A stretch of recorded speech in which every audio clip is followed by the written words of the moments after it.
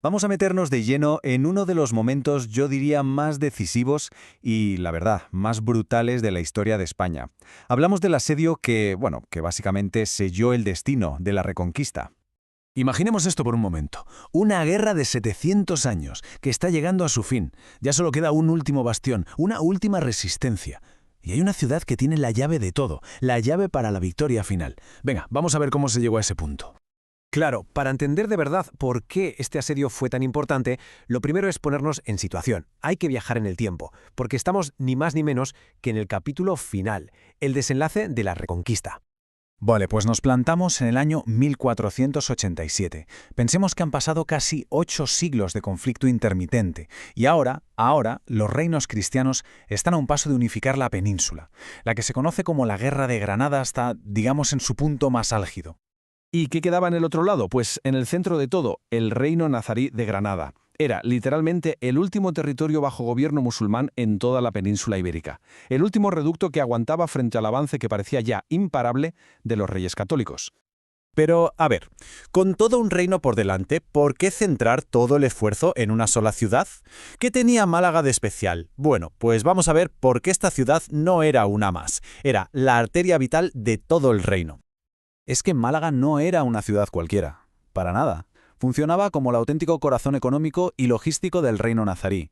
O sea, era su principal puerto, su ventana y su puerta al comercio con todo el Mediterráneo.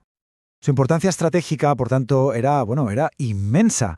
Era la puerta de entrada para el comercio, sí, pero también era el canal por donde llegaban suministros que eran vitales. Y no solo eso, era el punto de acceso para los aliados y mercenarios que venían del norte de África. Vamos, que la cosa estaba clara. Quien controlaba Málaga controlaba toda la costa granadina. Así de simple. Claro, que todo esto la convertía en un premio muy codiciado, pero nada fácil de conseguir. Sus defensas eran, como se suele decir, legendarias. Tenía la imponente Alcazaba y, vigilándolo todo desde arriba, el castillo de Gibralfaro, ambos conectados por una muralla. Un hueso pero que muy duro de roer. Y aquí es donde la historia da un giro fascinante. Esto nos lleva al núcleo de lo que pasó, a lo que se conoce como el asedio de la pólvora, porque lo que vamos a ver es en esencia el nacimiento de un nuevo tipo de guerra. Entonces, la pregunta cae por su propio peso, ¿no? ¿Cómo se conquista una ciudad que todo el mundo considera inconquistable? Pues la respuesta está en este contraste, en este choque de titanes. Fijaos, por un lado, la defensa nazarí. ¿Qué tenían? Murallas medievales, muy potentes, sí. Una alcazaba superfortificada, milicias locales, lo clásico. Y por otro, el ataque de los reyes católicos. ¿Qué traían ellos? Artillería pesada usada de forma sistemática, un bloqueo naval perfectamente coordinado y una planificación logística que era, para la época, modernísima. O sea, era literalmente el choque de dos mundos, de dos épocas. Así que aquí está la clave de todo. El factor que lo cambió todo fue ese, el uso sistemático, intensivo, machacón de la artillería pesada. La pólvora estaba reescribiendo las reglas de la guerra. De repente, esas murallas medievales tan imponentes se estaban quedando obsoletas. La estrategia de los reyes católicos fue, la verdad, una genialidad táctica. Un asalto en dos frentes, perfectamente sincronizado. Por un lado, por mar. Un bloqueo naval absoluto. Nadie entraba, nadie salía. Se cortaba cualquier posible ayuda. Y por otro lado, por tierra. Un bombardeo sin descanso, implacable. La artillería no paraba de machacar puntos estratégicos, se usaban minas para volar las murallas, pero el objetivo final, el más importante, era psicológico, quebrar la moral de los que estaban dentro. Y bueno, con una estrategia así, la caída era inevitable. Pero ahora tenemos que hablar de las consecuencias, porque la victoria tuvo un coste humano terrible.